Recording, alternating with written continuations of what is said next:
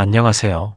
오늘은 마태복음 26장을 통해 예수님께서 십자가를 지시기 전 마지막 밤에 일어난 사건들을 함께 살펴보겠습니다. 이 장은 예수님의 사랑과 순종, 그리고 인간의 연약함이 가장 선명하게 드러나는 말씀입니다. 먼저 예수님께서는 제자들에게 이렇게 말씀하십니다. 이틀 후면 유월절인데 인자가 십자가에 못 박히게 될 것이다. 예수님은 앞으로 다가올 고난을 이미 알고 계셨습니다. 반면 대제사장들과 장로들은 예수님을 죽일 계획을 세우고 있었습니다. 사람들은 음모를 꾸미고 있었지만 그 모든 일은 이미 하나님의 구원 계획 안에서 이루어지고 있었습니다. 그 후 예수님께서는 베다니에서 식사하시던 중 한 여인으로부터 매우 값비싼 향유를 머리에 부음 받으십니다. 제자들은 이렇게 비싼 향유를 왜 허비하느냐?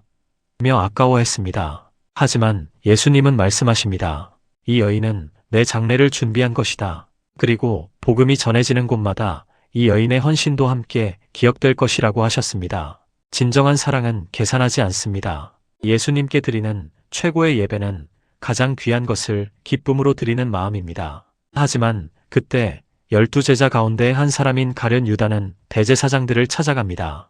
그는 예수님을 넘겨주는 대가로 은 30개를 받습니다. 돈을 선택한 유다는 결국 스승을 배신하게 됩니다. 작은 욕심이 한 사람의 인생을 얼마나 비참하게 만들 수 있는지를 보여주는 장면입니다. 유월절이 되자 예수님은 제자들과 마지막 식사를 나누십니다. 예수님은 떡을 떼어주시며 말씀하십니다. 받아 먹으라. 이것은 내 몸이다. 또 잔을 들어 말씀하십니다. 이것은 죄사함을 얻게 하려고 많은 사람을 위하여 흘리는 나의 피다. 이것이 오늘날 우리가 지키는 성찬의 시작입니다. 성찬은 단순한 의식이 아니라 예수님의 십자가 사랑을 기억하는 거룩한 시간입니다. 식사를 마친 뒤 예수님은 제자들에게 말씀하십니다. 오늘 밤 너희가 모두 나를 버릴 것이다. 그러자 베드로는 자신 있게 대답합니다. 모든 사람이 주를 버릴지라도 저는 결코 버리지 않겠습니다. 그러나 예수님은 말씀하십니다. 닭이 울기 전에 내가 3번 나를 부인할 것이다. 우리의 결심은 강해 보여도 믿음은 언제나 하나님의 은혜로 지켜진다는 사실을 기억해야 합니다. 이후 예수님은 겟세마네 동산으로 가십니다.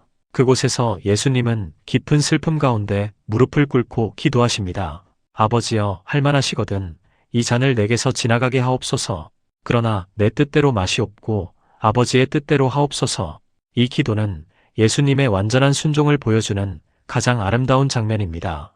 예수님은 극심한 고통 속에서도 하나님의 뜻을 선택하셨습니다. 하지만 제자들은 기도하지 못하고 잠들어 있었습니다. 예수님은 말씀하십니다. 시험에 들지 않게 깨어 기도하라. 기도는 시험을 이기는 가장 강한 무기입니다. 잠시 후 유다가 무리를 이끌고 찾아옵니다.